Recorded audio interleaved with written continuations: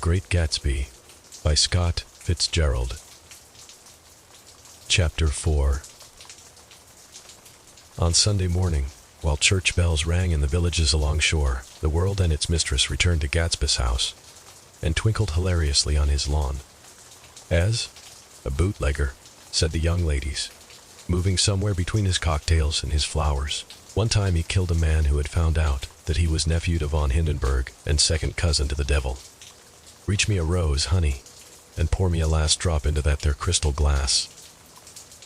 Once I wrote down on the empty spaces of a timetable the names of those who came to Gatsby's house that summer. It is an old timetable now, disintegrating at its folds, and headed, "This schedule in effect the 5th of July, 1922. But I can still read the gray names, and they will give you a better impression than my generalities of those who accepted Gatsby's hospitality, and paid him the subtle tribute of knowing nothing whatever about him. Then came the Chesterbeckers and the Leaches, and a man named Bunsen, whom I knew at Yale, and Dr. Webster Sibbett, who was drowned last summer up in Maine, and the Hornbeams and the Willie Voltaires, and a whole clan named Blackbuck, who always gathered in a corner and flipped up their noses like goats at whosoever came near, and the Ismays and the Christies, or rather Hubert Auerbach and Mr. Christie's wife, and Edgar Beaver, whose hair, they say, turned cotton, white one winter afternoon for no good reason at all. Clarence Endive was from East Egg, as I remember. He came only once, in white knickerbockers, and had a fight with a bum named Eddie in the garden. From farther out on the island came the Chettles, and the O.R.P. Schraders, and the Stonewall Jackson, Abrams of Georgia, and the Fish Guards and the Ripley Snells.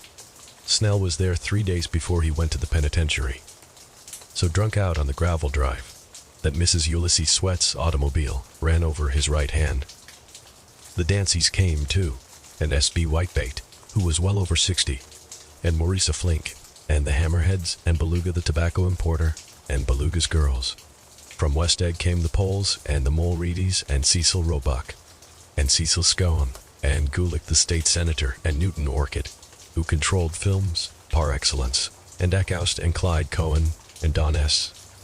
Schwartz, the son, and Arthur McCarty, all connected with the movies in one way or another, and the Catlips and the Bembergs, and G. Earl Muldoon, brother to that Muldoon who afterwards strangled his wife.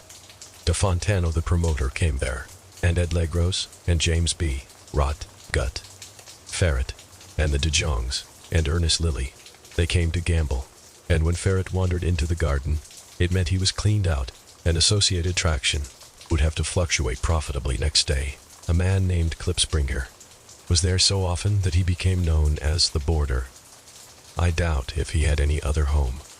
Of theatrical people, there were Gus Ways, and Horace O'Donovan, and Lester Meyer, and George Duckweed, and Francis Bull. Also from New York were the Cromes and the Backisons, and the Denekers and Russell Betty and the Corrigans and the Kellehers and the Dewars and the Scullies and Scully Belcher and the Smirks and the Young Quins, divorced now, and Henry L. Palmetto, who killed himself by jumping in front of a subway train in Times Square. Benny McClenahan arrived always with 4 girls. They were never quite the same ones in physical person, but they were so identical one with another that it inevitably seemed they had been there before. I have forgotten their names. Jacqueline, I think, or else Consuela, or Gloria, or Judy, or June, and their last names were either the melodious names of flowers and months, or the sterner ones of the great American capitalists, whose cousins, if pressed, they would confess themselves to be. In addition to all these, I can remember that Faustina O'Brien came there at least once, and the Baedeker girls, and young Brewer, who had his nose shot off in the war, and Mr. Albruxberger and Miss Hogg, his fiancée D, and Ardita Fitz Peters and Mr. P. Jewett, once head of the American Legion, and Miss Claudia Hip, with a man reputed to be her chauffeur, and a prince of something, whom we called Duke, and whose name, if I ever knew it, I have forgotten. All these people came to Gatsby's house in the summer. At 9 o'clock, one morning late in July, Gatsby's gorgeous car lurched up the rocky drive to my door and gave out a burst of melody from its 3-noted horn. It was the first time he had called on me, though I had gone to 2 of his parties, mounted in his hydroplane, and, at his urgent invitation, made frequent use of his beach. "Good morning, old sport," "You're having lunch with me today," and I thought we'd right up together. He was balancing himself on the dashboard of his car, with that resourcefulness of movement that is so peculiarly American that comes, I suppose, with the absence of lifting work in youth, and even more, with the formless grace of our nervous, sporadic games. This quality was continually breaking through his punctilious manner in the shape of restlessness. He was never quite still. There was always a tapping foot somewhere, or the impatient opening and closing of a hand. He saw me looking with admiration at his car. "It's pretty, isn't it, old sport?" He jumped off to give me a better view. "Haven't you ever seen it before?" I'd seen it. Everybody had seen it. It was a rich cream color, bright with nickel, swollen here and there in its monstrous length, with triumphant hat boxes and supper boxes and tool boxes, and terraced with a labyrinth of windshields that mirrored a dozen suns. Sitting down behind many layers of glass in a sort of green leather conservatory, we started to town. I had talked with him perhaps half a dozen times in the past month, and found, to my disappointment, that he had little to say.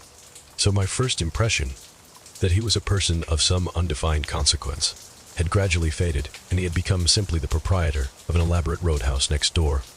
And then came that disconcerting ride. We hadn't reached West Egg Village before Gatsby began leaving his elegant sentences unfinished and slapping himself indecisively on the knee of his caramel-colored suit. "Look here, old sport," he broke out surprisingly. "What's your opinion of me anyhow?" A little overwhelmed, I began the generalized evasions which that question deserves. "Well, I'm going to tell you something about my life," he interrupted. "I don't want you to get a wrong idea of me from all these stories you hear." So he was aware of the bizarre accusations that flavored conversation in his halls. "He'll tell you God's truth." His right hand suddenly ordered divine retribution to stand by. "I am the son of some wealthy people in the Middle West, all dead now. I was brought up in America, but educated at Oxford, because all my ancestors have been educated there for many years. It is a family tradition." He looked at me sideways, and I knew why Jordan Baker had believed he was lying. He hurried the phrase, "educated at Oxford," or swallowed it, or choked on it, as though it had bothered him before. And with this doubt, his whole statement fell to pieces, and I wondered if there wasn't something a little sinister about him after all. "What part of the Middle West?" I inquired casually. "San Francisco, I see. My family all died, and I came into a good deal of money." His voice was solemn, as if the memory of that sudden extinction of a clan still haunted him. For a moment I suspected that he was pulling my leg, but a glance at him convinced me otherwise. After that, I lived like a young Raja, in all the capitals of Europe, Paris, Venice, Rome, collecting jewels, chiefly rubies, hunting big game, painting a little, things for myself only, and trying to forget something very sad that had happened to me long ago. With an effort, I managed to restrain my incredulous laughter. The very phrases were worn so threadbare that they evoked no image, except that of a turbaned character, leaking sawdust at every pore as he pursued a tiger through the Bois de Boulogne. Then came the war, old sport. It was a great relief, and I tried very hard to die, but I seemed to bear an enchanted life. I accepted a commission as first lieutenant when it began. In the Argonne Forest, I took the remains of my machine gun battalion, so far forward that there was a half-mile gap on either side of us where the infantry couldn't advance. We stayed there 2 days and 2 nights, 130 men with 16 Lewis guns, and when the infantry came up at last, they found the insignia of 3 German divisions among the piles of dead. I was promoted to be a major, and every Allied government gave me a decoration. Even Montenegro, little Montenegro down on the Adriatic Sea. Little Montenegro. He lifted up the words and nodded at them with his smile. The smile comprehended Montenegro's troubled history and sympathized with the brave struggles of the Montenegrin people. It appreciated fully the chain of national circumstances which had elicited this tribute from Montenegro's warm little heart. My incredulity was submerged in fascination now. It was like skimming hastily through a dozen magazines. He reached in his pocket, and a piece of metal, slung on a ribbon, fell into my palm. "That's the one from Montenegro." To my astonishment, the thing had an authentic look. "Ordere di Danilo," ran the circular legend. "Montenegro, Nicholas Rex. Turn it, Major J. Gatsby," I read. "For valor extraordinary." Here is another thing I always carry. A souvenir of Oxford days. It was taken in Trinity Quad. The man on my left is now the Earl of Doncaster. It was a photograph of half a dozen young men in blazers loafing in an archway through which were visible a host of spires. There was Gatsby, looking a little, not much, younger, with a cricket bat in his hand. Then it was all true. I saw the skins of tigers flaming in his palace on the Grand Canal. I saw him opening a chest of rubies to ease, with their crimson, lighted depths, the gnawings of his broken heart. "I'm going to make a big request of you today," he said, pocketing his souvenirs with satisfaction. "So I thought you ought to know something about me. I didn't want you to think I was just some nobody. You see, I usually find myself among strangers because I drift here and there trying to forget the sad things that happened to me." He hesitated. "You'll hear about it this afternoon." "At lunch?" "No, this afternoon. I happen to find out that you're taking Miss Baker to tea." "Do you mean you're in love with Miss Baker?" "No, old sport, am not. But Miss Baker has kindly consented to speak to you about this matter." I hadn't the faintest idea what this matter was, but I was more annoyed than interested. I hadn't asked Jordan to tea in order to discuss Mr. J. Gatsby. I was sure the request would be something utterly fantastic, and for a moment I was sorry ID ever set foot upon his overpopulated lawn. He wouldn't say another word. His correctness grew on him as we neared the city. We passed Port Roosevelt, where there was a glimpse of red-belted ocean-going ships, and sped along a cobbled slum, lined with the dark, undeserted saloons of the faded gilt 1900s. Then the Valley of Ashes opened out on both sides of us, and I had a glimpse of Mrs. Wilson straining at the garage pump with panting vitality as we went by. With fenders spread like wings, we scattered light through half Astoria. Only half, for as we twisted among the pillars of the elevated, I heard the familiar jug spat of a motorcycle, and a frantic policeman rode alongside. "All right, old sport," called Gatsby. We slowed down, taking a white card from his wallet. He waved it before the man's eyes. "Right, you are," agreed the policeman, tipping his cap. "Know you next time, Mr. Gatsby." "Excuse me, what was that?" I inquired. "The picture of Oxford. I was able to do the commissioner a favor once, and he sends me a Christmas card every year." Over the great bridge, with the sunlight through the girders, making a constant flicker upon the moving cars, with the city rising up across the river in white heaps and sugar, lumps all built with a wish out of non-factory money. The city seen from the Queensboro Bridge is always the city seen for the first time, in its first wild promise of all the mystery and the beauty in the world. A dead man passed us in a hearse heaped with blooms, followed by 2 carriages with drawn blinds, and by more cheerful carriages for friends. The friends looked out at us with the tragic eyes and short upper lips of southeastern Europe, and I was glad that the sight of Gatsby's splendid car was included in their somber holiday. As we crossed Blackwell's Island, a limousine passed us, driven by a white chauffeur, in which sat 3 modish Negroes, 2 bucks and a girl. I laughed aloud as the yolks of their eyeballs rolled toward us in haughty rivalry. Anything can happen now that we've slid over this bridge, I thought. Anything at all. Even Gatsby could happen, without any particular wonder. Roaring noon, in a well-fanned 42nd Street cellar, I met Gatsby for lunch, blinking away the brightness of the street outside. My eyes picked him out, obscurely, in the anteroom, talking to another man. "Mr. Carraway, this is my friend Mr. Wolfsheim." A small, flat-nosed Jew raised his large head and regarded me with 2 fine growths of hair which luxuriated in either nostril. After a moment I discovered his tiny eyes in the half-darkness. "So I took one look at him," said Mr. Wolfsheim, shaking my hand earnestly. "And what do you think I did?" "What?" I inquired politely. But evidently he was not addressing me, for he dropped my hand and covered Gatsby with his expressive nose. I handed the money to Catspaw, and I said, "All right, Catspaw, don't pay him a penny till he shuts his mouth." He shut it then and there. Gatsby took an arm of each of us and moved forward into the restaurant, whereupon Mr. Wolfsheim swallowed a new sentence. He was starting and lapsed into a somnambulatory abstraction. "Highballs?" asked the head waiter. "This is a nice restaurant here," said Mr. Wolfsheim, looking at the Presbyterian nymphs on the ceiling. "But I like across the street better." Yes, highballs, agreed Gatsby, and then to Mr. Wolfsheim. It's too hot over there. Hot and small. Yes, said Mr. Wolfsheim, but full of memories. What place is that? I asked. The old metropole. The old metropole, brooded Mr. Wolfsheim gloomily. Filled with faces, dead and gone. Filled with friends gone now forever.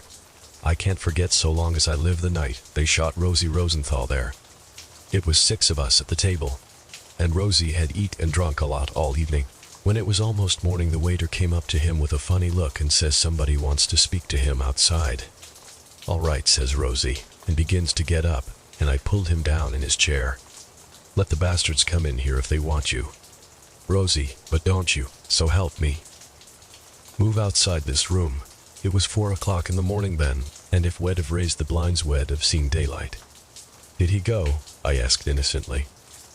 Sure he went. Mr. Wolfsheim's nose flashed at me indignantly. He turned around in the door and says, Don't let that waiter take away my coffee. Then he went out on the sidewalk, and they shot him 3 times in his full belly and drove away. 4 of them were electrocuted, I said, remembering. 5, with Becker. His nostrils turned to me in an interested way. I understand you're looking for a business connection. The juxtaposition of these 2 remarks was startling. Gatsby answered for me.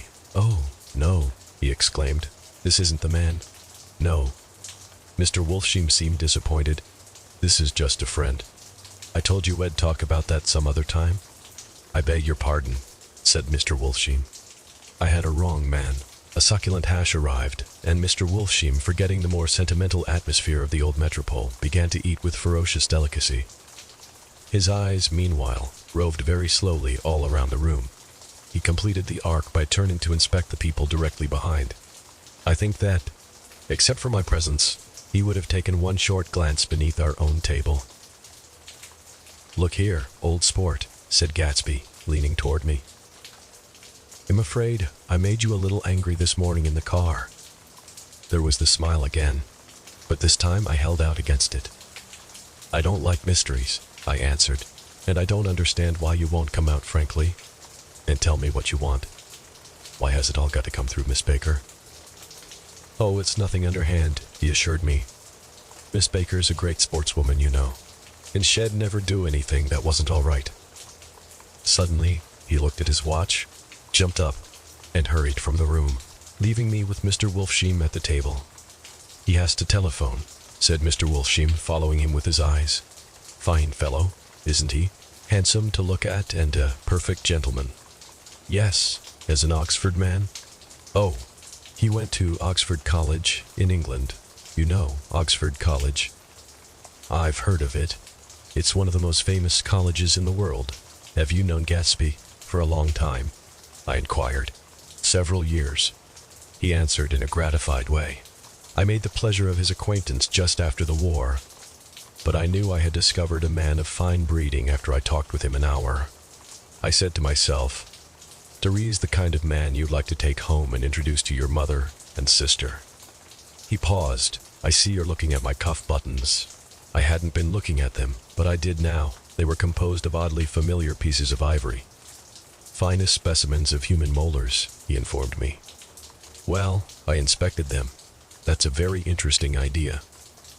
Yeah. He flipped his sleeves up under his coat. Yeah, Gatsby's very careful about women. He would never so much as look at a friend's wife. When the subject of this instinctive trust returned to the table and sat down, Mr. Wolfsheim drank his coffee with a jerk and got to his feet. I have enjoyed my lunch, he said, and I'm going to run off from you 2 young men before I outstay my welcome. Don't hurry, Meyer, said Gatsby without enthusiasm. Mr. Wolfsheim raised his hand in a sort of benediction. You're very polite, but I belong to another generation, he announced solemnly. You sit here and discuss your sports, and your young ladies, and your...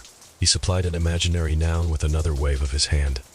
As for me, I am 50 years old, and I won't impose myself on you any longer. As he shook hands and turned away, his tragic nose was trembling.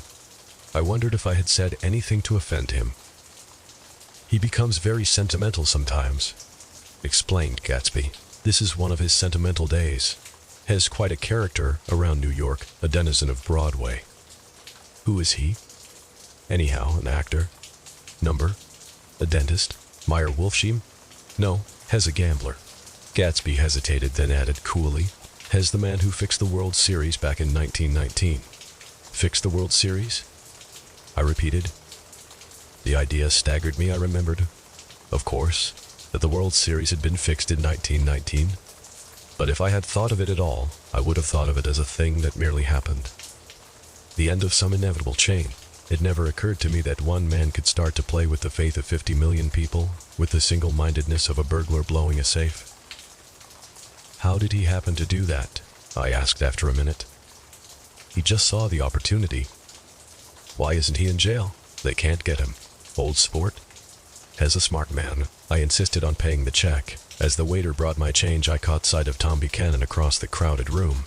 Come along with me for a minute, I said. I've got to say hello to someone. When he saw us, Tom jumped up and took half a dozen steps in our direction. Where have you been? He demanded eagerly. Daisy's furious because you haven't called up. This is Mr. Gatsby, Mr. Buchanan. They shook hands briefly, and a strained, unfamiliar look of embarrassment came over Gatsby's face. How have you been, anyhow? Demanded Tom of me. How'd you happen to come up this far to eat? I've been having lunch with Mr. Gatsby. I turned toward Mr. Gatsby. But he was no longer there. One October day in 1917, said Jordan Baker that afternoon, sitting up very straight on a straight chair in the tea garden at the Plaza Hotel. I was walking along from one place to another, half on the sidewalks and half on the lawns. I was happier on the lawns, because I had on shoes from England with rubber knobs on the soles that bit into the soft ground. I had on a new plaid skirt, also that blew a little in the wind, and whenever this happened, the red, white, and blue banners in front of all the houses stretched out stiff and said tut tut tut tut. In a disapproving way, the largest of the banners and the largest of the lawns belonged to Daisy Faye's house. She was just 18, 2 years older than me, and by far the most popular of all the young girls in Louisville.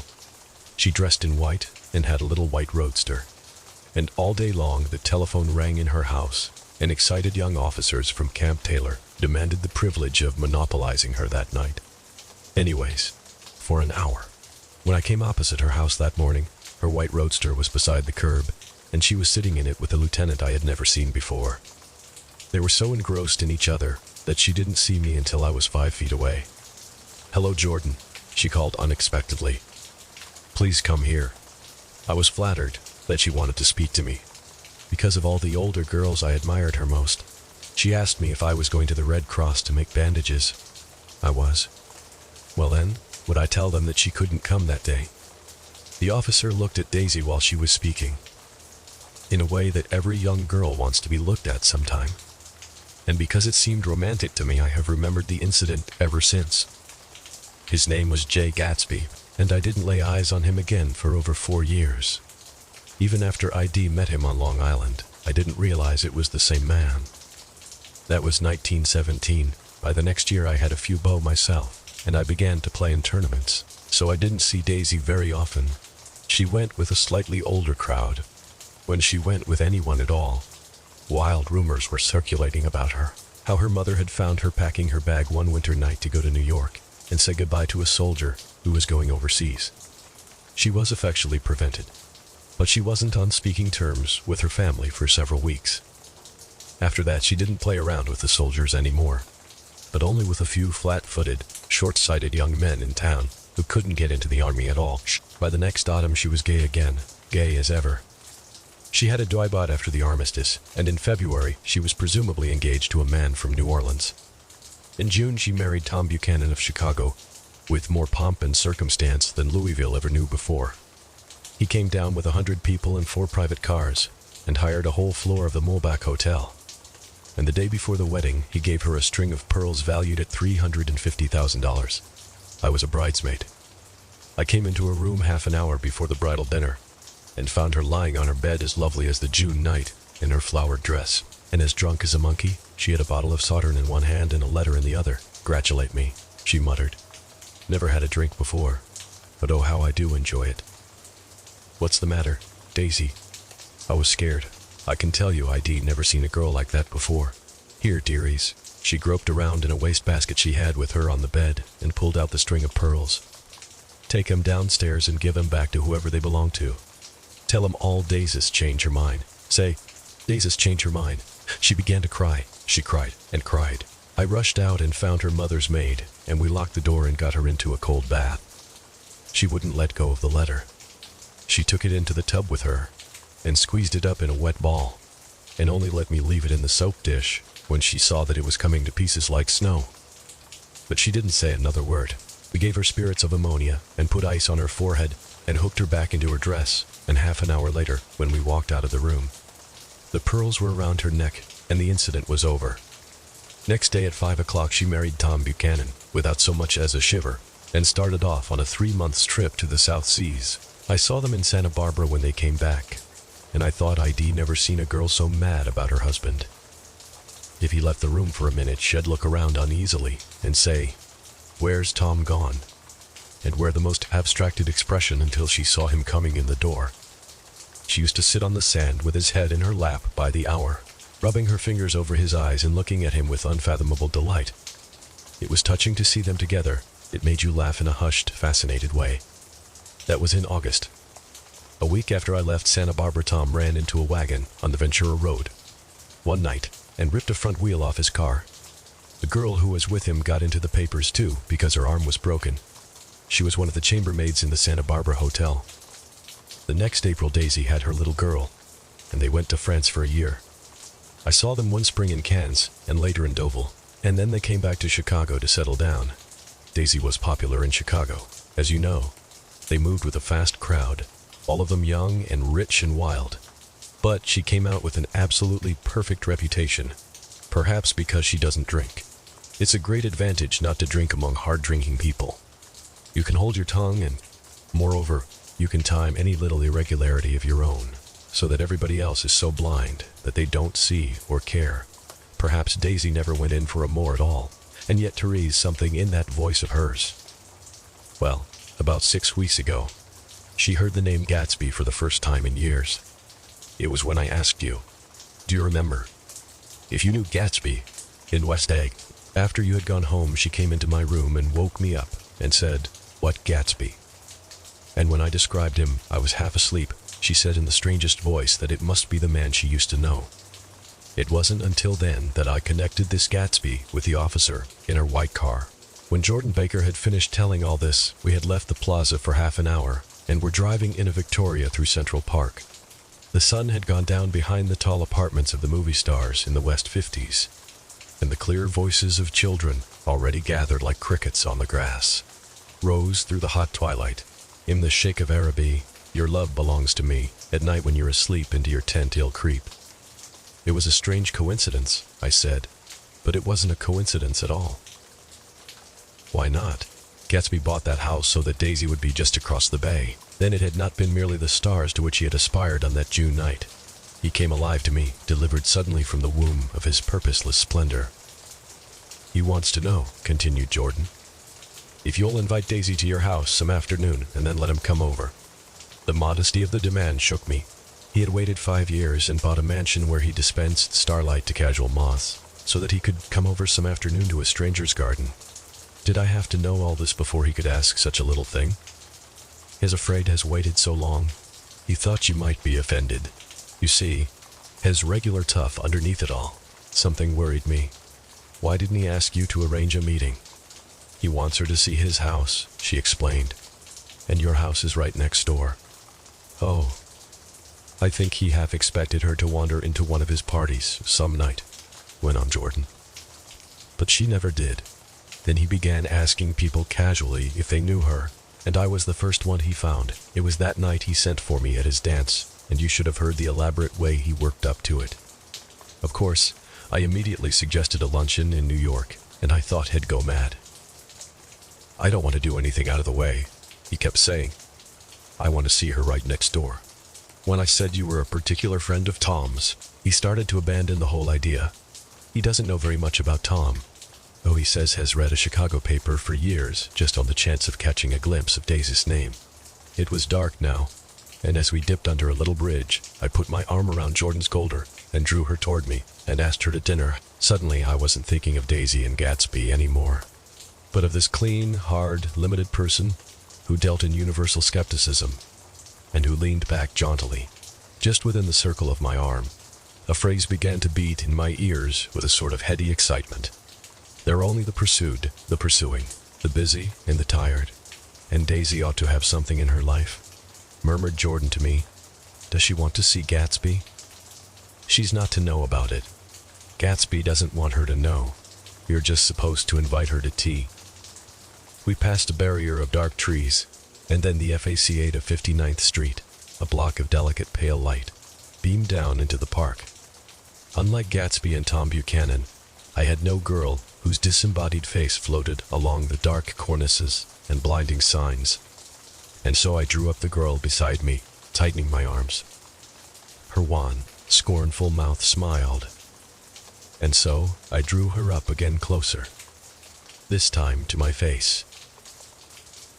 Chapter 5. When I came home to West Egg that night, I was afraid for a moment that my house was on fire. 2 o'clock, and the whole corner of the peninsula was blazing with light, which fell unreal on the shrubbery and made thin elongating glints upon the roadside wires. Turning a corner, I saw that it was Gatsby's house, lit from tower to cellar. At first I thought it was another party, a wild rout that had resolved itself into hide-and-go-seek or sardines in the box, with all the house thrown open to the game. But there wasn't a sound, only wind in the trees, which blew the wires and made the lights go off and on again, as if the house had winked into the darkness. As my taxi groaned away, I saw Gatsby walking toward me across his lawn. "Your place looks like the World's Fair," I said. He turned his eyes toward it absently. "I have been glancing into some of the rooms. Let's go to Coney Island, old sport, in my car. It's too late." "Well, suppose we take a plunge in the swimming pool. I haven't made use of it all summer. I've got to go to bed." "All right." He waited, looking at me with suppressed eagerness. "I talked with Miss Baker," I said after a moment. "I'm going to call up Daisy tomorrow and invite her over here to tea."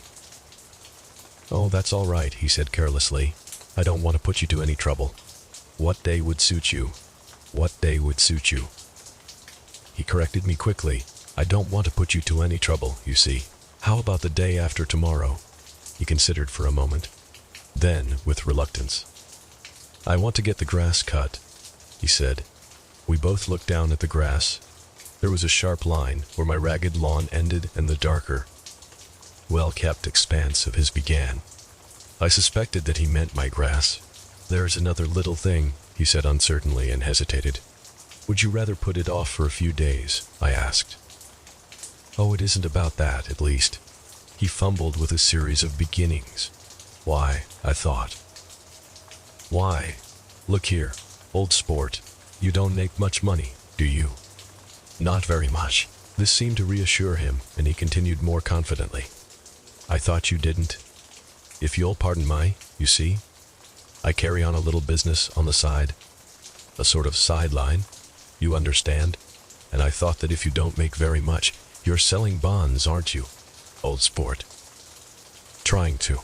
It wouldn't take up much of your time and you might pick up a nice bit of money. It happens to be a rather confidential sort of thing." I realize now that under different circumstances, that conversation might have been one of the crises of my life. But because the offer was obviously and tactlessly for a service to be rendered, I had no choice except to cut him off there. "I've got my hands full," I said. "I'm much obliged, but I couldn't take on any more work." "You wouldn't have to do any business with Wolfsheim." Evidently he thought that I was shying away from the connection mentioned at lunch, but I assured him he was wrong. He waited a moment longer, hoping I'd begin a conversation, but I was too absorbed to be responsive, so he went unwillingly home. The evening had made me lightheaded and happy. I think I walked into a deep sleep as I entered my front door. So I don't know whether or not Gatsby went to Coney Island, or for how many hours he glanced into rooms, while his house blazed gaudily on. I called up Daisy from the office next morning, and invited her to come to tea. "Don't bring Tom," I warned her. "What? Don't bring Tom." "Who is Tom?" she asked innocently. The day agreed upon was pouring rain. At 11 o'clock, a man in a raincoat, dragging a lawnmower, tapped at my front door and said that Mr. Gatsby had sent him over to cut my grass. This reminded me that I had forgotten to tell my Finn to come back.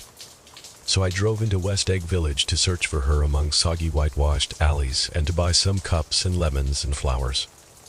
The flowers were unnecessary, for at 2 o'clock, a greenhouse arrived from Gatsby's with innumerable receptacles to contain it.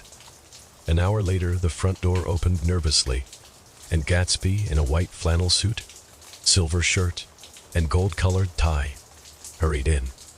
He was pale, and there were dark signs of sleeplessness beneath his eyes. "Is everything all right?" he asked immediately.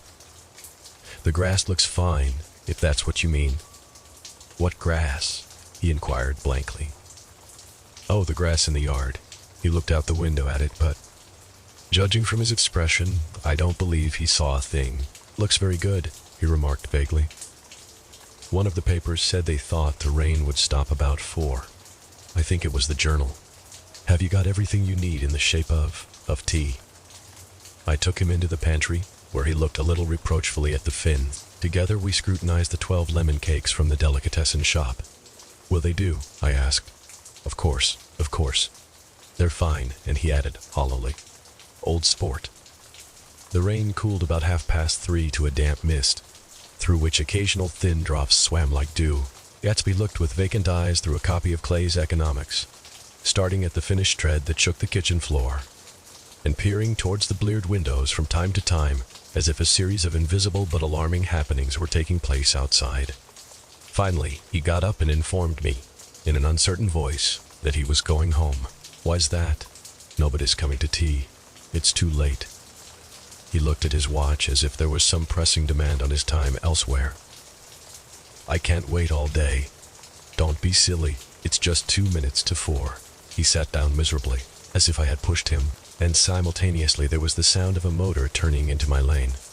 We both jumped up, and a little harrowed myself. I went out into the yard. Under the dripping bare lilac trees, a large open car was coming up the drive. It stopped. Daisy's face, tipped sideways beneath a 3-cornered lavender hat, looked out at me with a bright, ecstatic smile. "Is this absolutely where you live, my dearest one?" The exhilarating ripple of her voice was a wild tonic in the rain. I had to follow the sound of it for a moment, up and down, with my ear alone, before any words came through. A damp streak of hair lay like a dash of blue paint across her cheek, and her hand was wet with glistening drops as I took it to help her from the car. "Are you in love with me?" she said low in my ear. "Or why did I have to come alone?" "That's the secret of Castle Rackrent. Tell your chauffeur to go far away and spend an hour. Come back in an hour, Ferdy." Then in a grave murmur, "His name is Ferdy. Does the gasoline affect his nose?" "I don't think so," she said innocently. "Why?" We went in. To my overwhelming surprise, the living room was deserted. "Well, that's funny," I exclaimed. "What's funny?" She turned her head as there was a light, dignified knocking at the front door. I went out and opened it. Gatsby, pale as death, with his hands plunged like weights in his coat pockets, was standing in a puddle of water, glaring tragically into my eyes. With his hands still in his coat pockets, he stalked by me into the hall, turned sharply, as if he were on a wire, and disappeared into the living room. It wasn't a bit funny, aware of the loud beating of my own heart. I pulled the door to against the increasing rain. For half a minute there wasn't a sound. Then from the living room I heard a sort of choking murmur and part of a laugh, followed by Daisy's voice on a clear artificial note. "I certainly am awfully glad to see you again." A pause. It endured horribly. I had nothing to do in the hall, so I went into the room. Gatsby, his hands still in his pockets, was reclining against the mantelpiece in a strained counterfeit of perfect ease, even of boredom. His head leaned back so far that it rested against the face of a defunct mantelpiece clock, and from this position his distraught eyes stared down at Daisy, who was sitting frightened but graceful on the edge of a stiff chair. "We've met before," muttered Gatsby. His eyes glanced momentarily at me, and his lips parted with an abortive attempt at a laugh. Luckily, the clock took this moment to tilt dangerously at the pressure of his head. whereupon he turned and caught it with trembling fingers and set it back in place. Then he sat down, rigidly, his elbow on the arm of the sofa and his chin in his hand. "I'm sorry about the clock," he said. My own face had now assumed a deep tropical burn. I couldn't muster up a single commonplace out of the 1,000 in my head. "It's an old clock," I told them idiotically. I think we all believed for a moment that it had smashed in pieces on the floor. "We haven't met for many years," said Daisy. Her voice is matter of fact as it could ever be. 5 years next November. The automatic quality of Gatsby's answer set us all back at least another minute. I had them both on their feet with the desperate suggestion that they help me make tea in the kitchen when the demoniac Finn brought it in on a tray. Amid the welcome confusion of cups and cakes, a certain physical decency established itself. Gatsby got himself into a shadow, and while Daisy and I talked, looked conscientiously from one to the other of us with tense, unhappy eyes. However, as calmness wasn't an end in itself, I made an excuse at the first possible moment and got to my feet. "Where are you going?" demanded Gatsby in immediate alarm. "You'll be back. I've got to speak to you about something before you go." He followed me wildly into the kitchen, closed the door, and whispered, "Oh God," in a miserable way. "What's the matter?" "This is a terrible mistake," he said, shaking his head from side to side. "A terrible, terrible mistake. You're just embarrassed, that's all." And luckily I added, "Daisy's embarrassed too." "She's embarrassed too," he repeated incredulously, "just as much as you are." "Don't talk so loud. You're acting like a little boy," I broke out impatiently. "Not only that, but you're rude. Daisy's sitting in there all alone." He raised his hand to stop my words, looked at me with unforgettable reproach, and, opening the door cautiously, went back into the other room. I walked out the back way, just as Gatsby had when he had made his nervous circuit of the house half an hour before, and ran for a huge black knotted tree, whose massed leaves made a fabric against the rain. Once more it was pouring, and my irregular lawn, well shaved by Gatsby's gardener, abounded in small muddy swamps and prehistoric marshes. There was nothing to look at from under the tree except Gatsby's enormous house. So I stared at it, like Kant at his church steeple, for half an hour.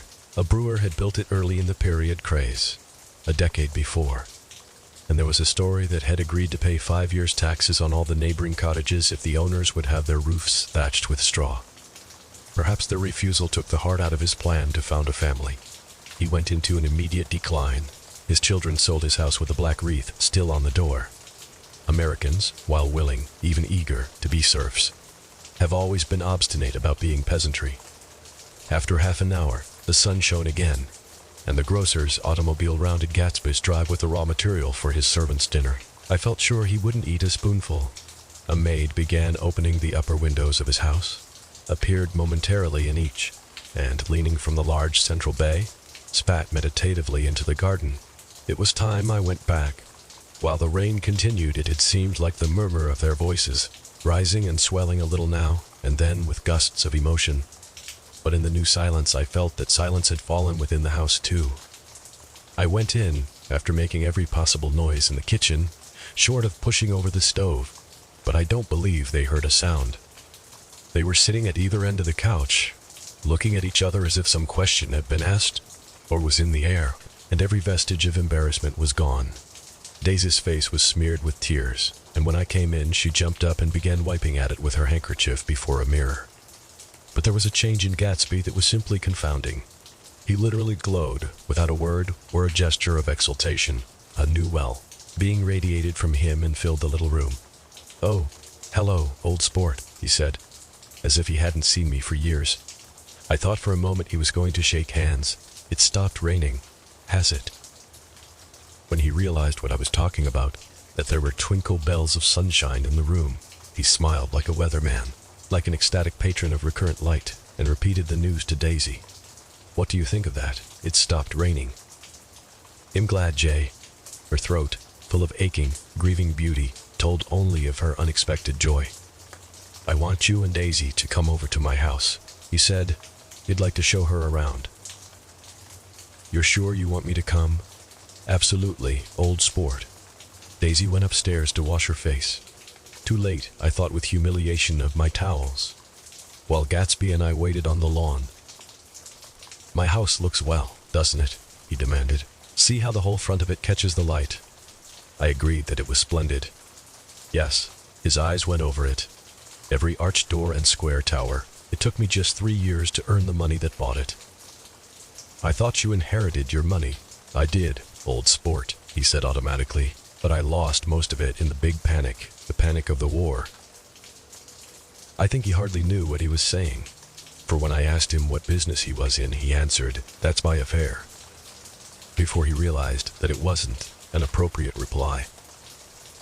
"Oh, I've been in several things," he corrected himself. "I was in the drug business, and then I was in the oil business, but am not in either one now."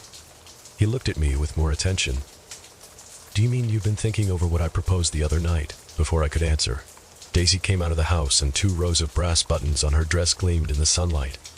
"That huge place there," she cried, pointing. "Do you like it?" "I love it, but I don't see how you live there all alone." "I keep it always full of interesting people, night and day. People who do interesting things. Celebrated people."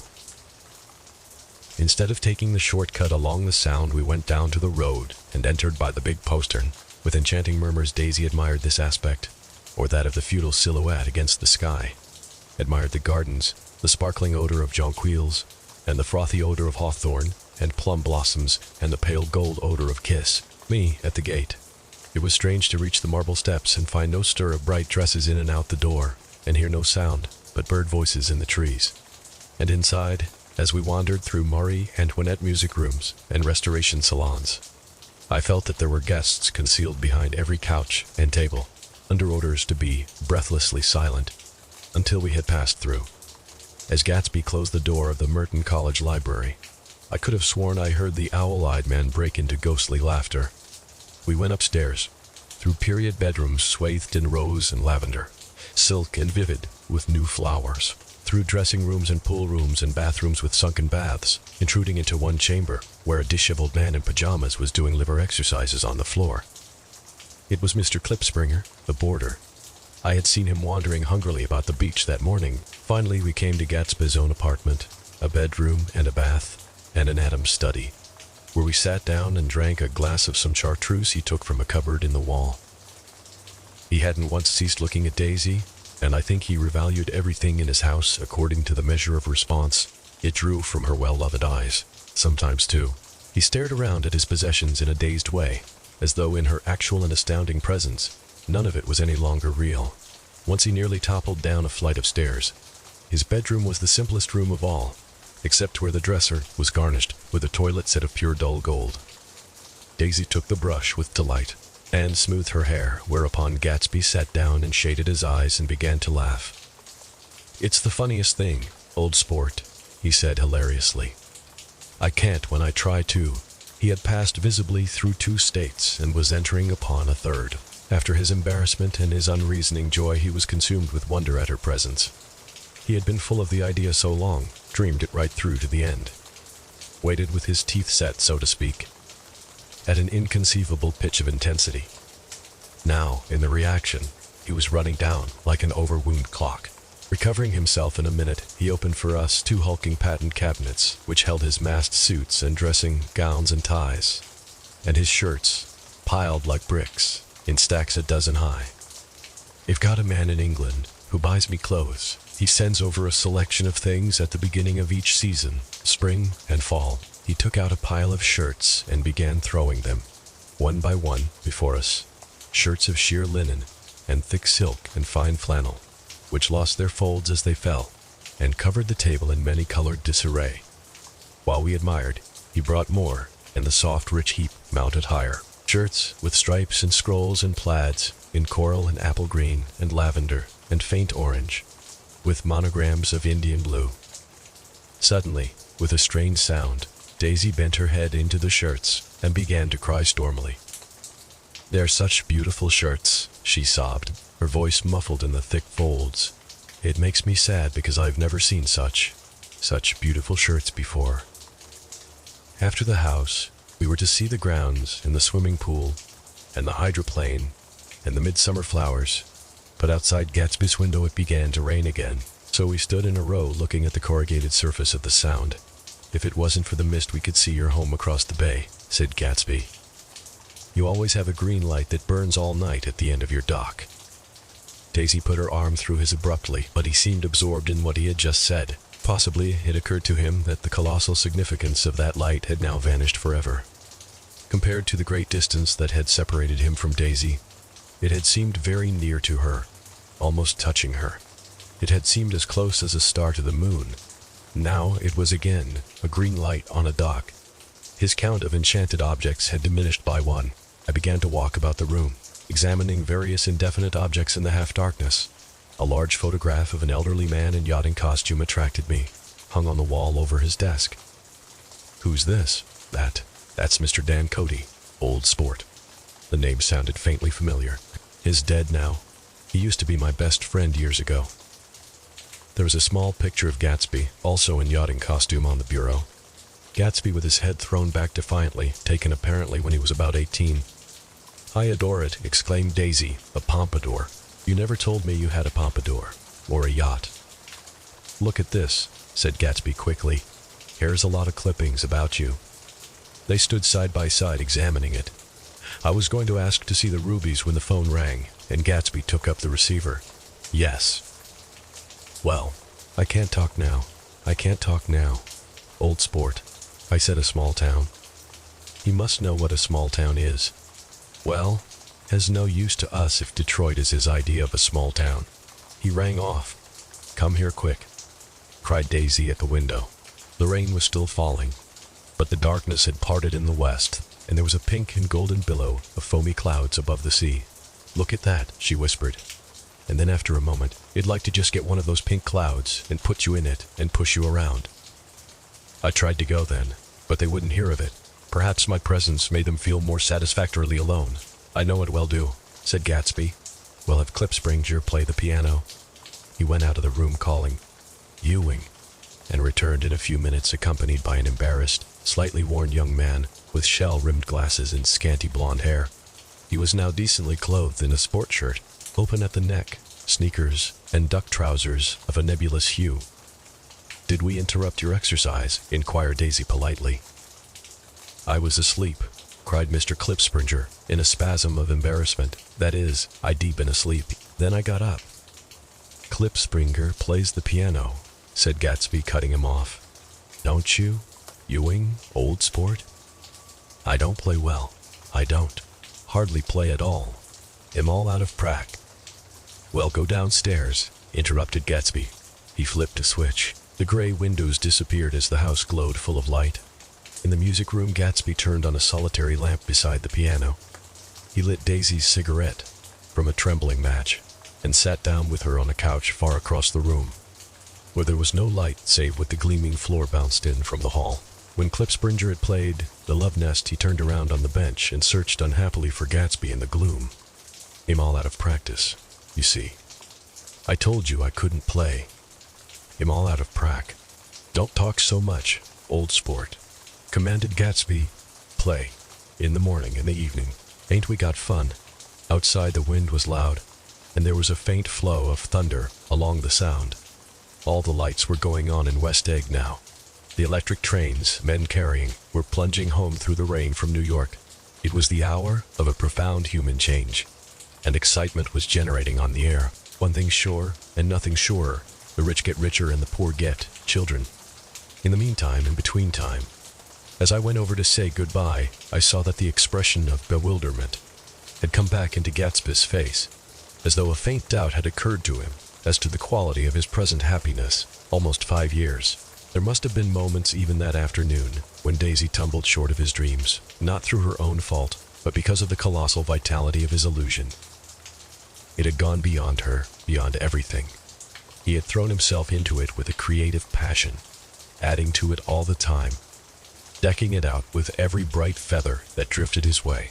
No amount of fire or freshness can challenge what a man can store up in his ghostly heart. As I watched him, he adjusted himself a little. Visibly, his hand took hold of hers, and as she said something low in his ear, he turned toward her with a rush of emotion. I think that voice held him most, with its fluctuating, feverish warmth. because it couldn't be over, dreamed that voice was a deathless song. They had forgotten me, but Daisy glanced up and held out her hand. Gatsby didn't know me now at all.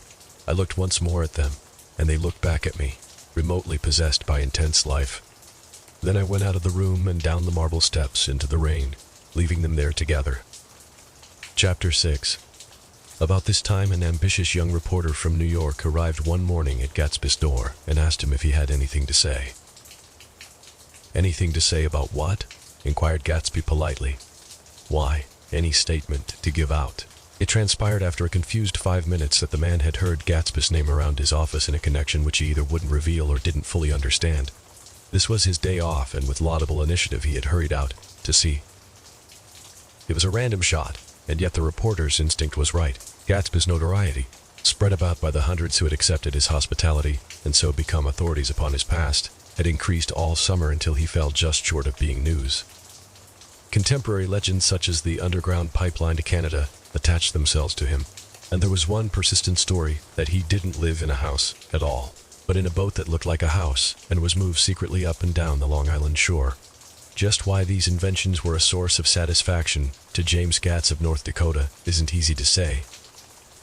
James Gatz, that was really, or at least legally, his name. He had changed it at the age of 17, and at the specific moment that witnessed the beginning of his career, when he saw Dan Cody's yacht drop anchor over the most insidious flat on Lake Superior. It was James Gatz, who had been loafing along the beach that afternoon in a torn green jersey and a pair of canvas pants. But it was already Jay Gatsby who borrowed a rowboat, pulled out to the Tuolumne, and informed Cody that a wind might catch him and break him up in half an hour. I suppose Head had the name ready for a long time. Even then, his parents were shiftless and unsuccessful farm people. His imagination had never really accepted them as his parents at all. The truth was that Jay Gatsby of West Egg, Long Island, sprang from his platonic conception of himself. He was a son of God, a phrase which, if it means anything, means just that, and he must be about his father's business, the service of a vast, vulgar, and meretricious beauty. So he invented just the sort of Jay Gatsby that a 17-year-old boy would be likely to invent, and to this conception he was faithful to the end. For over a year he had been beating his way along the south shore of Lake Superior as a clam digger and a salmon fisher, or in any other capacity that brought him food and bed. His brown, hardening body lived naturally through the half-fierce, half-lazy work of the bracing days. He knew women early, and since they spoiled him he became contemptuous of them. Of young virgins because they were ignorant, of the others because they were hysterical about things, which in his overwhelming self-absorption he took for granted. But his heart was in a constant, turbulent riot. The most grotesque and fantastic conceits haunted him in his bed at night. A universe of ineffable gaudiness spun itself out in his brain while the clock ticked on the washstand and the moon soaked with wet light his tangled clothes upon the floor. Each night he added to the pattern of his fancies until drowsiness closed down upon some vivid scene with an oblivious embrace. For a while these reveries provided an outlet for his imagination. They were a satisfactory hint of the unreality of reality, a promise that the rock of the world was founded securely on a fairy swing. An instinct toward his future glory had led him, some months before, to the small Lutheran college of St. Olaf's in southern Minnesota. He stayed there 2 weeks, dismayed at its ferocious indifference to the drums of his destiny, to destiny itself, and despising the janitors, work with which he was to pay his way through. Then he drifted back to Lake Superior, and he was still searching for something to do on the day that Dan Cody's yacht dropped anchor in the shallows alongshore.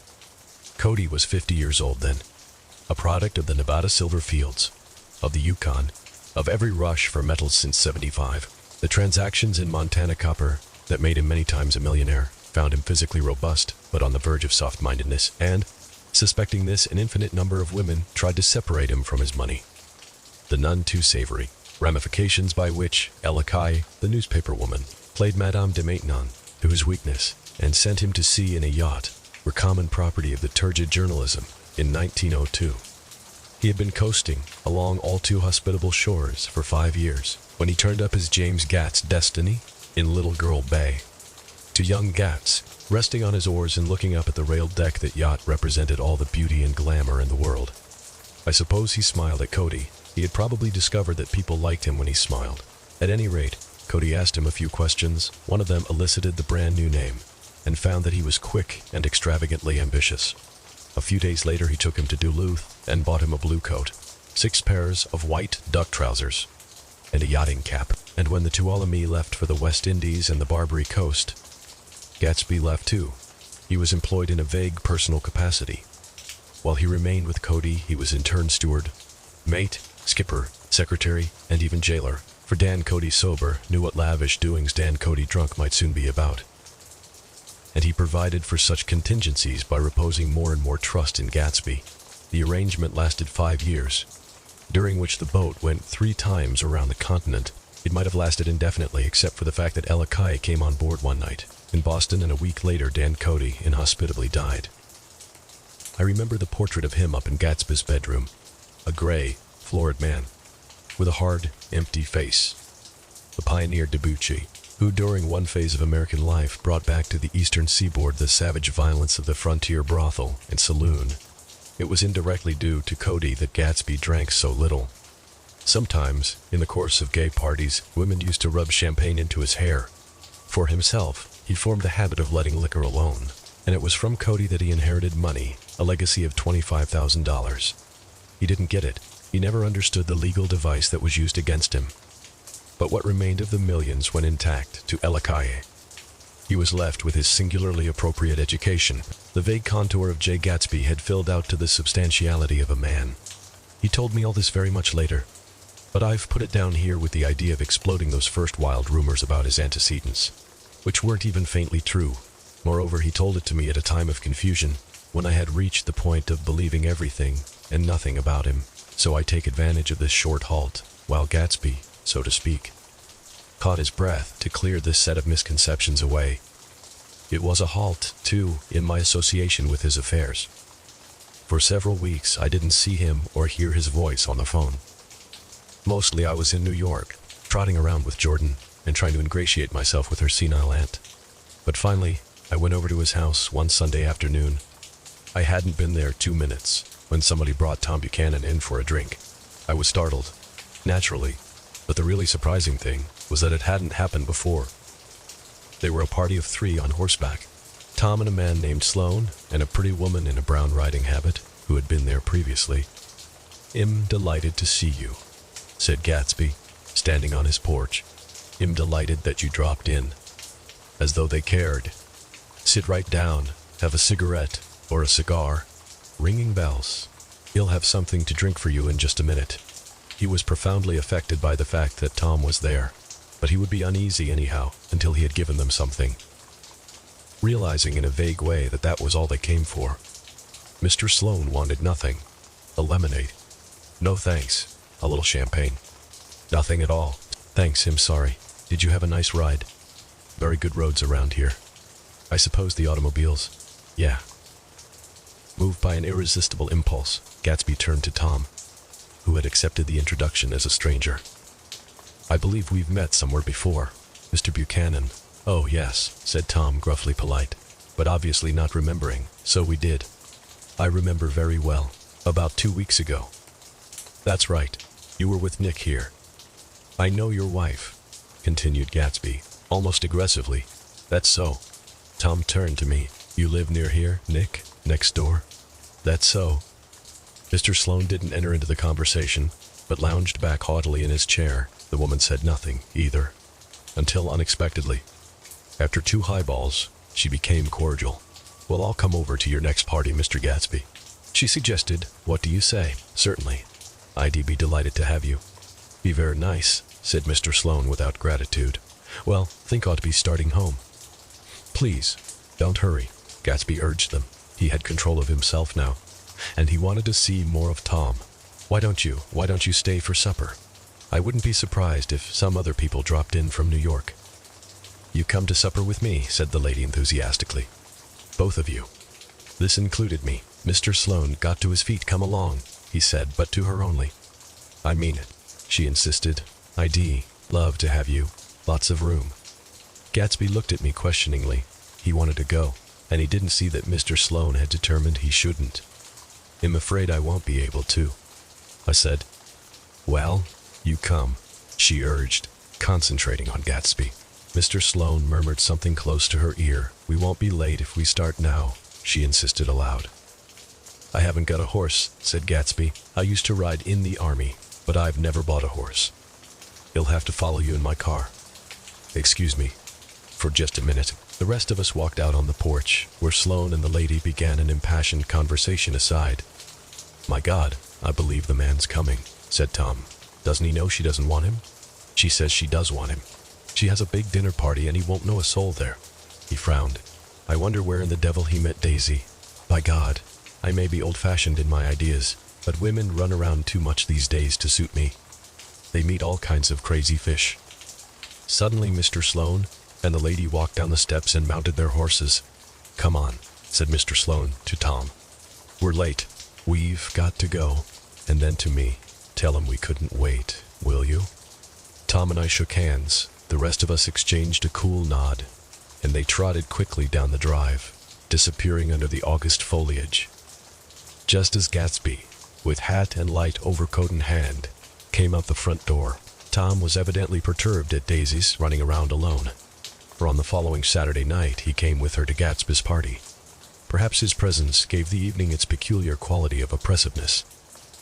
It stands out in my memory from Gatsby's other parties that summer. There were the same people, or at least the same sort of people. The same profusion of champagne, the same many-colored, many-keyed commotion, but I felt an unpleasantness in the air, a pervading harshness that hadn't been there before. Or perhaps I had merely grown used to it, grown to accept West Egg as a world complete in itself, with its own standards and its own great figures, second to nothing because it had no consciousness of being so. And now I was looking at it again through Daisy's eyes. It is invariably saddening to look through new eyes at things upon which you have expended your own powers of adjustment. They arrived at twilight, and, as we strolled out among the sparkling hundreds, Daisy's voice was playing murmurous tricks in her throat. "These things excite me so," she whispered. "If you want to kiss me any time during the evening, Nick, just let me know and I'll be glad to arrange it for you. Just mention my name. Or present a green card. I'm giving out green. Look around," suggested Gatsby. "I'm looking around. I'm having a marvelous, you must see the faces of many people you've heard about." Tom's arrogant eyes roamed the crowd. "We don't go around very much," he said. "In fact, I was just thinking I don't know a soul here. Perhaps you know that lady." Gatsby indicated a gorgeous, scarcely human orchid of a woman, who sat in state under a white plum tree. Tom and Daisy stared, with that peculiarly unreal feeling that accompanies the recognition of a hitherto ghostly celebrity of the movies. "She's lovely," said Daisy. "The man bending over her is her director." He took them ceremoniously from group to group. "Mrs. Buchanan and Mr. Buchanan." After an instant's hesitation, he added, "The polo player." "Oh no," objected Tom quickly. "Not me," but evidently the sound of it pleased Gatsby, for Tom remained the polo player for the rest of the evening. "I've never met so many celebrities," Daisy exclaimed. "I liked that man. What was his name? With the sort of blue nose." Gatsby identified him, adding that he was a small producer. "Well, I liked him anyhow." "I'd a little rather not be the polo player," said Tom pleasantly. "I'd rather look at all these famous people in oblivion." Daisy and Gatsby danced. I remember being surprised by his graceful, conservative foxtrot. I had never seen him dance before. Then they sauntered over to my house and sat on the steps for half an hour, while at her request I remained watchfully in the garden, in case to raise a fire or a flood, she explained, or any act of God. Tom appeared from his oblivion as we were sitting down to supper together. "Do you mind if I eat with some people over here?" he said. "A fellow's getting off some funny stuff." "Go ahead," answered Daisy genially, "and if you want to take down any addresses, here is my little gold pencil." She looked around after a moment and told me the girl was common but pretty, and I knew that, except for the half hour she had been alone with Gatsby, she wasn't having a good time. We were at a particularly tipsy table. That was my fault. Gatsby had been called to the phone, and Edie enjoyed these same people only 2 weeks before. But what had amused me then turned septic on the air now. "How do you feel, Miss Badaker?" The girl addressed was trying, unsuccessfully, to slump against my shoulder. At this inquiry, she sat up and opened her eyes. "What?" A massive and lethargic woman, who had been urging Daisy to play golf with her at the local club tomorrow, spoke in Miss Baedeker's defense. "Oh, she's all right now. When she's had 5 or 6 cocktails, she always starts screaming like that. I tell her she ought to leave it alone." "I do leave it alone," affirmed the accused hollowly. "We heard you yelling, so I said to Doc Civet here. There is somebody that needs your help, Doc." "She's much obliged, I'm sure," said another friend without gratitude. "But you got her dress all wet when you stuck her head in the pool." "Anything I hate is to get my head stuck in a pool," mumbled Miss Baedeker. "They almost drowned me once over in New Jersey." "Then you ought to leave it alone," countered Dr. Civet. "Speak for yourself," cried Miss Baedeker violently. "Your hand shakes. I wouldn't let you operate on me." It was like that. Almost the last thing I remember was standing with Daisy and watching the moving picture director and his star. They were still under the white plum tree, and their faces were touching except for a pale, thin ray of moonlight between. It occurred to me that he had been very slowly bending toward her all evening to attain this proximity, and even while I watched, I saw him stoop one ultimate degree and kiss at her cheek. "I like her," said Daisy. "I think she's lovely." But the rest offended her, and inarguably because it wasn't a gesture but an emotion.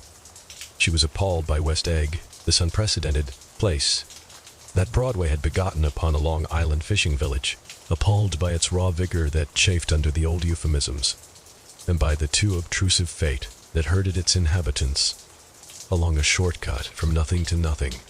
She saw something awful in the very simplicity she failed to understand.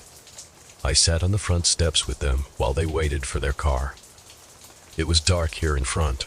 Only the bright door sent 10 square feet of light volleying out into the soft black morning. Sometimes a shadow moved against a dressing room blind above, gave way to another shadow, an indefinite procession of shadows who ruzzed and powdered in invisible glass. "Who is this Gatsby, anyhow?" demanded Tom suddenly. "Some big bootlegger? Where'd you hear that?" I inquired. "I didn't hear it. I imagined it. A lot of these newly rich people are just big bootleggers, you know." "Not Gatsby," I said shortly. He was silent for a moment. The pebbles of the drive crunched under his feet. "Well, he certainly must have strained himself to get this menagerie together." A breeze stirred the gray haze of Daisy's fur collar. "At least they are more interesting than the people we know," she said with an effort. "You didn't look so interested." "Well, I was." Tom laughed and turned to me. "Did you notice Daisy's face when that girl asked her to put her under a cold shower?" Daisy began to sing with the music in a husky, rhythmic whisper, bringing out a meaning in each word that it had never had before and would never have again. When the melody rose, her voice broke up sweetly, following it in a way contralto voices have, and each change tipped out a little of her warm human magic upon the air. "Lots of people come who haven't been invited," she said suddenly. That girl hadn't been invited. They simply forced their way in and Hez too polite to object. "I'd like to know who he is and what he does," insisted Tom. "And I think he'll make a point of finding out." "I can tell you right now," she answered. "He owns some drugstores, a lot of drugstores. He built them up himself." The dilatory limousine came rolling up the drive. "Good night, Nick," said Daisy. Her glance left me and sought the lighted top of the steps, where 3 o'clock in the morning, a neat, sad little waltz of that year, was drifting out the open door. After all, in the very casualness of Gatsby's party, there were romantic possibilities, totally absent from her world. What was it up there in the song that seemed to be calling her back inside? What would happen now in the dim, incalculable hours? Perhaps some unbelievable guest would arrive, a person infinitely rare and to be marveled at, some authentically radiant young girl, who with one fresh glance at Gatsby, one moment of magical encounter, would blot out those 5 years of unwavering devotion. I stayed late that night. Gatsby asked me to wait until he was free, and I lingered in the garden until the inevitable swimming party had run up, chilled and exalted, from the black beach until the lights were extinguished in the guest rooms overhead. When he came down the steps at last, the tan skin was drawn unusually tight on his face, and his eyes were bright and tired. "She didn't like it," he said immediately. Of course she did. She didn't like it, he insisted. She didn't have a good time. He was silent, and I guessed at his unutterable depression. I feel far away from her, he said. It's hard to make her understand. You mean about the dance? The dance. He dismissed all the dances he had given with a snap of his fingers. Old sport, the dance is unimportant. He wanted nothing less of Daisy than that. She should go to Tom and say, I never loved you.